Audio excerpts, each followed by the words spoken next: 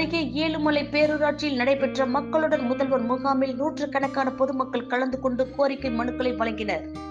மக்களுடன் முதல்வர் முகாம் கடந்த 18ஆம் தேதி முதலமைச்சர் மு.க.ஸ்டாலின் அவர்களால் துவங்கி வைக்கப்பட்டு தமிழ்நாடு முழுவதும் முகாம்கள் நடத்தப்பட்டு பொதுமக்களிடமிருந்து கோரிக்கை மனுக்கள் பெறப்பட்டு வருகின்றது.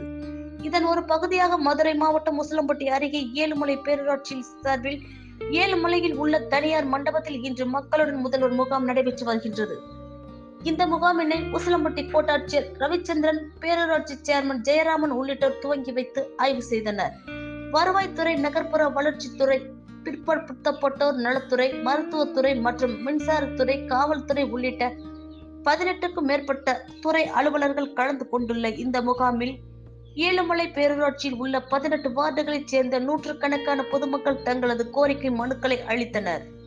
கோரிக்கை மனுக்கள் மீது உடனடியாக விசாரணை நடத்தி தீர்வு காண்பதற்கான ஏற்பாடுகளை செய்துள்ளதாக ஏழுமலை பேரூராட்சி நிர்வாகத்தினர் தெரிவித்தனர்.